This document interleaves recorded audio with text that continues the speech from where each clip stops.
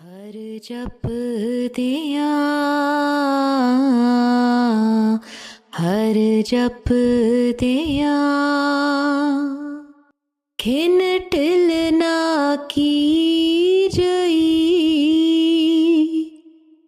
मेरी जिंदड़ी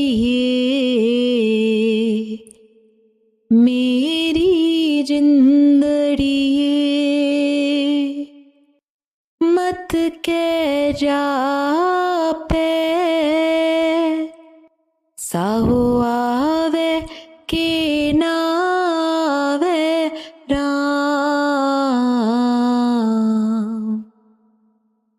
हर जप दिया, हर जप दिया।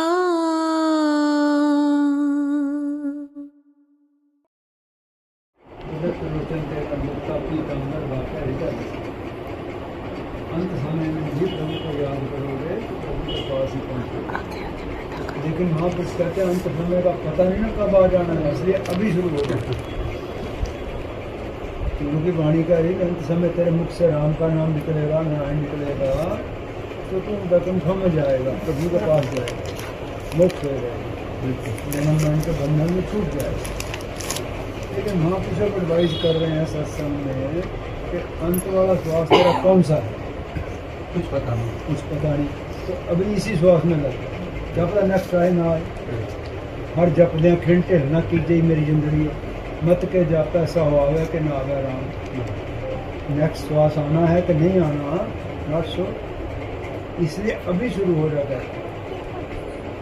तो ये संकेत कर रहे हैं कि अभी शुरू हो जाओ, अभी ईश्वर को जाना, याद करना, जाप करना, उसका स्मरण करना, उसकी याद में रहना, उसका थैंक्स करना। तो अभी Bhagat Trilochan sings that in the very last breath, one who remembers the Lord and the Lord alone shall be liberated. The last remembrance determines the direction of the soul, and Gurbani clearly affirms that if you remember the Lord in your last moment, you will be liberated and the cycle of birth and death is transcended. However, do we know when our last breath is going to be? Gurbani says, remembrance at the last breath liberates. Mahapurush gently remind us that we do not control that last breath. The only breath in our hands is the present one. Therefore, remembrance cannot be postponed. In satsang, Maharaj awakens us from delay and directs us from a future hope to present discipline. In this way, the grace of Gurbani and the compassion of the Mahapurush meet. Gurbani reveals the law of liberation. Maharaj ensures we are prepared for it, beginning now with this very breath.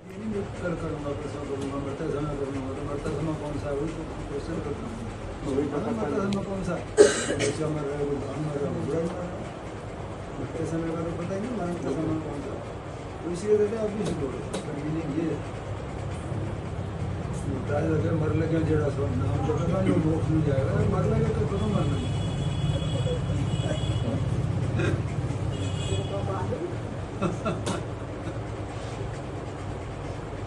नाले उन्हें श्वास को खत्म तो हो गया। जेड़ा पहले श्वास ही तू सहन गले जो तू है ही नहीं, पहला बच्चा और नवा आ गया, लगता कि मैं वही हाँ जो मैं ये था, मैं ये हाथ में ये तो बच्चा तो जवान हो चुका, तो बचपन का मेरा मर गया, जवान पूरा हो रहा है, गाने का नहीं, तो जवान कहाँ गया, निकल गया। तो ऐसे हर क्षण जो गुजरता जा रहा है वो मतलब समझो डेड होता जा रहा है ना, तो खत्म होता जा रहा है।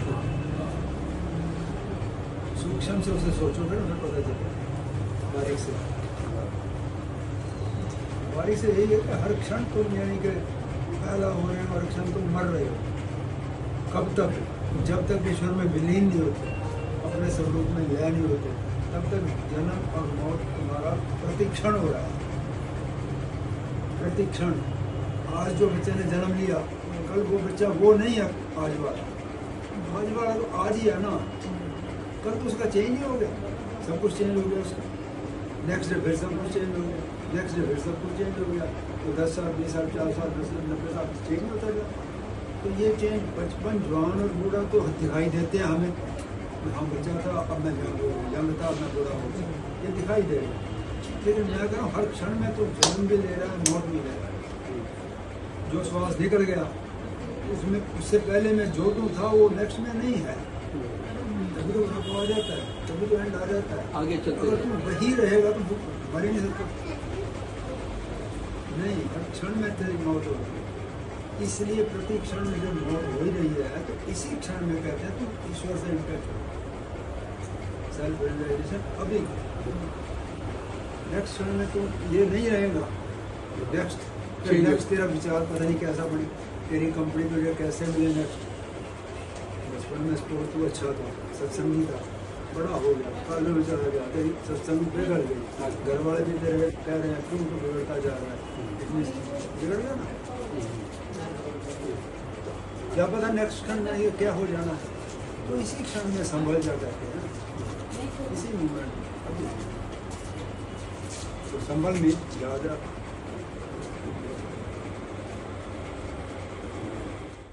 Maharaj Ji is pointing us towards a subtle truth.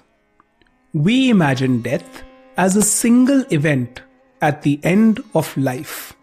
But in reality, change is happening continuously.